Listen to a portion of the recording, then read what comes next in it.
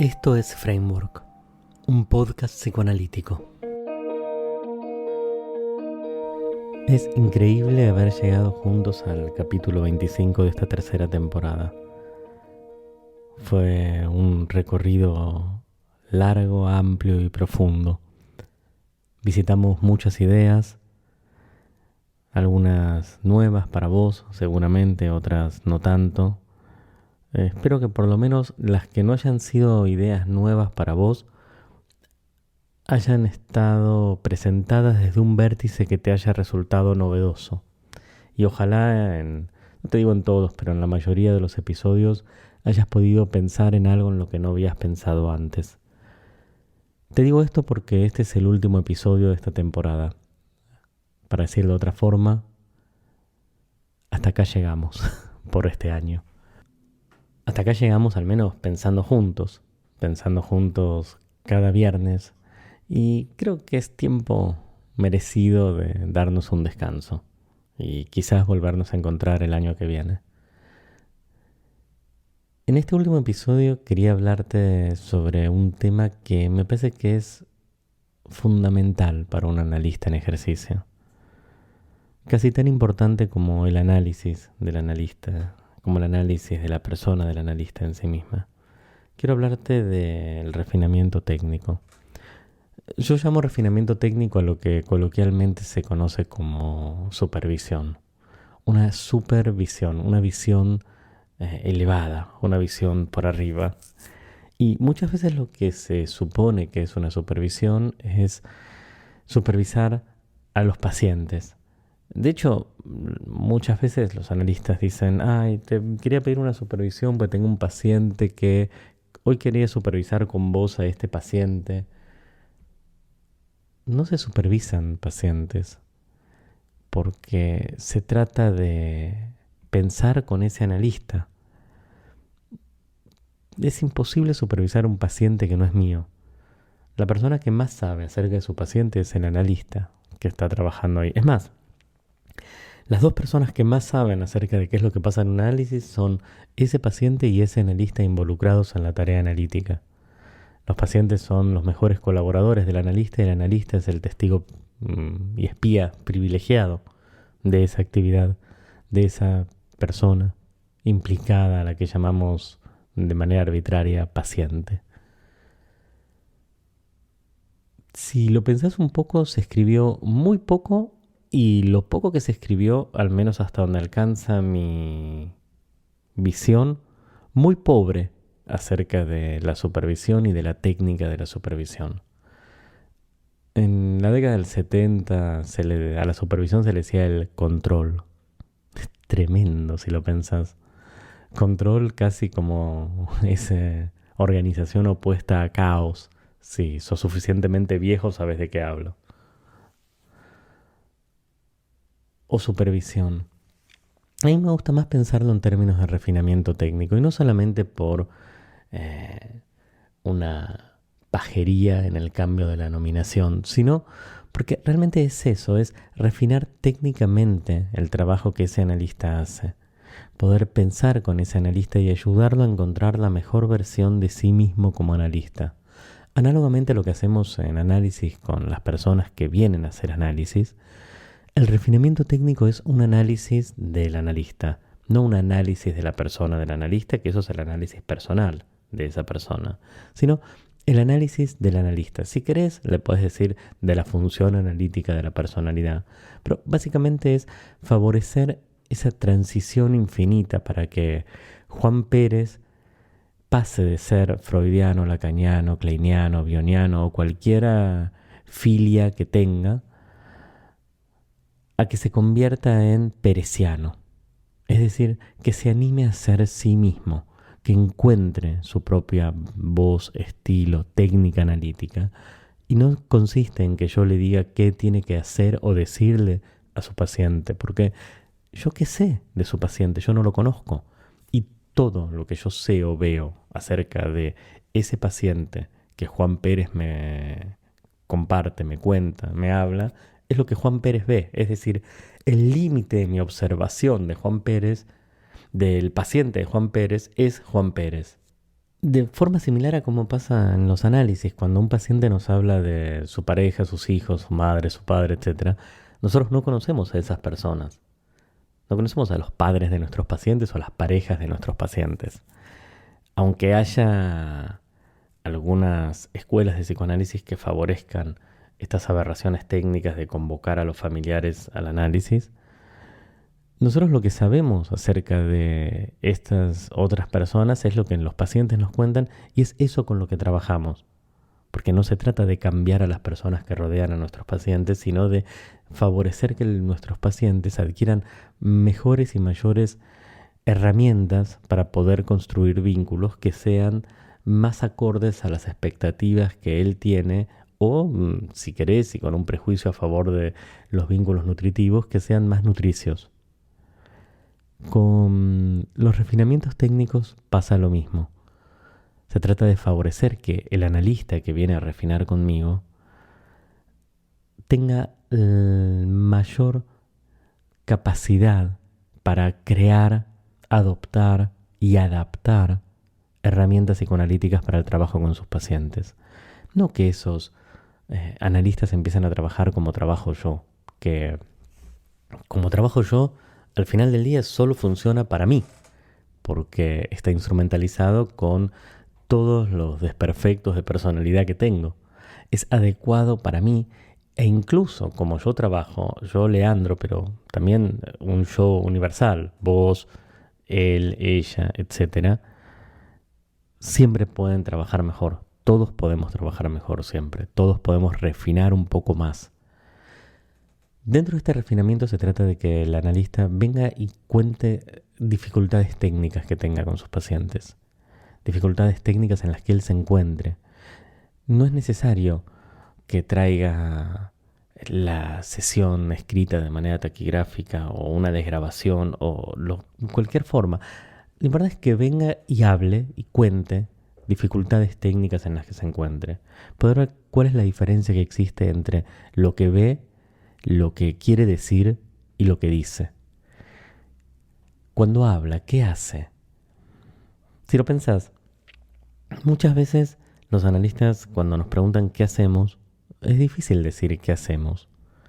Esa es una de las preguntas que exploramos juntos en refinamiento. ¿Qué hace un analista? Cuando el paciente viene, ¿qué hace? ¿Por qué está cobrando ese analista? ¿Qué hace con su paciente? ¿Cuánto duró la sesión? ¿Hace diván o no? ¿Qué frecuencia usa? ¿Cómo le dice al paciente aquello que le quiere decir? ¿Cómo trabaja, interpreta, delinea, profundiza, diluye, presiona, rompe? ¿Cuáles son los miedos, las inhibiciones, los temores? ¿Cuáles son los vicios que arrastra de sus propios análisis y de cosas que fue leyendo? ¿Cuáles son las virtudes que tiene? ¿Cómo pueden mejorar en su capacidad técnica, no yendo a buscar un libro que habla sobre el problema que él tiene, sino tratando de pensar en el problema que él tiene, no buscando qué soluciones encontraron otros, sino qué solución puede encontrar él, no por la validez de esa solución, sino por el intenso trabajo que implica poder explorarse a uno mismo, poder desarrollar el don de crear herramientas nuevas cada vez que sea necesario. Herramientas, modelos, vértices. Cómo poder trabajar ahí cuando trabajar parece una tarea imposible. Yo tengo múltiples anécdotas de lo que fueron mis intentos de supervisión al principio de mi praxis, en donde una vez me encontré con una analista que estaba obsesionada con el padre de un paciente. Quería que solamente se trataba del padre. Yo digo, pero yo del padre no sé nada. O sea, yo veo a mi paciente. No, pero el padre. Estaba obsesionada con el padre. Tipo, loca, soltá. Fue una experiencia espantosa. De igual forma, cuando los supervisores te dicen lo que le tenés que decir a tu paciente y vos no hablas así o vos no ves lo que tu supervisor está viendo, ¿qué haces ahí? Hay algo casi de adoctrinamiento, de secta, de, como hablábamos en el episodio anterior, de homogeneización. intentar que todos los analistas trabajemos igual. Y no solamente eso, que todos los analistas veamos igual. Por ejemplo, si tu supervisor es lacaniano, que veas lacanianamente. En vez de ayudarte a pensar, te enseñan a pensar como ellos. Y por ahí uno no piensa como otro. Quizás uno tiene, no sé, algún afán de libertad y piensa como piensa, o quiere aprender a pensar de la manera en la que es capaz de pensar. Existen los pacientes chorizo. Los pacientes chorizo son esos pacientes que vos los ves y te das cuenta que se analizan con tal o cual persona porque hablan igual, se visten igual, se mueven igual. Y todos los pacientes son iguales, iguales al analista. Es como una especie de legión de lemmings, como unos minions adoctrinados. Y pasa lo mismo, curiosamente, con algunos analistas que supervisan con otros analistas.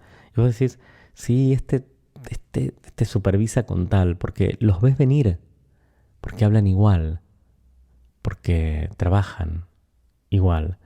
El problema es, como decía Marx, que la historia se repite una vez como tragedia y una vez como comedia. Y en general terminan siendo la copia, el mal chiste del analista original. Y es patético verlos. Claro, el refinamiento es mucho más agotador, requiere mucho más compromiso, porque no se trata de traer un paciente, ver lo bien que trabajás y darle el gusto a tu supervisor de turno. Se trata de ponerte en tela de juicio vos. Se trata de pensar, ¿quién sos como analista? ¿Cómo pensás? ¿Cómo hablás? ¿Qué frases usás? ¿En dónde sos más permeable para la reversión de la perspectiva? ¿Por dónde haces más agua? ¿Cuáles son los lugares más vulnerables de tu personalidad? ¿Qué vas a hacer con este paciente? Que esa es otra, el paciente difícil. ¿Qué paciente no es difícil? Creo que nunca, jamás, en toda mi vida vi un paciente fácil. Todos los pacientes son difíciles, quizás porque estamos subpreparados para la tarea que se nos enfrenta. La exploración de otra personalidad en crecimiento. Quizás se trata de eso, el refinamiento al final del día, de pensar con un colega acerca de quién es uno trabajando. No es una puja de superioridad, no es un parámetro de doctrina, es un ejercicio de reflexión, de contacto con uno mismo y de tener la posibilidad de refinar el filo de nuestras herramientas disponibles y la posibilidad de crear herramientas nuevas que nadie usó jamás y que quizás solo usamos una vez, pero de crearlas como luthiers del futuro, en donde nos animamos a ser nosotros mismos, nuestra mejor versión de nosotros mismos, nuestra versión más analíticamente compatible con la tarea.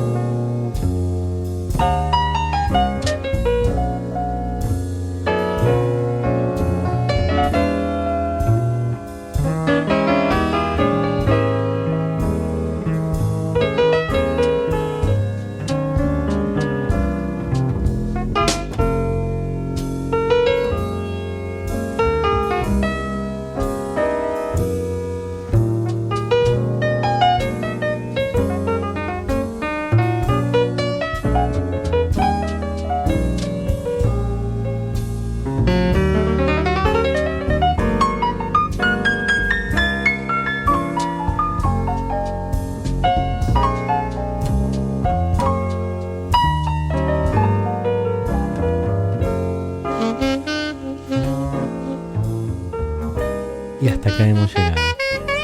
Quería agradecerte por este tiempo compartido, por estos episodios y esta temporada, por la paciencia, por haber pensado juntos.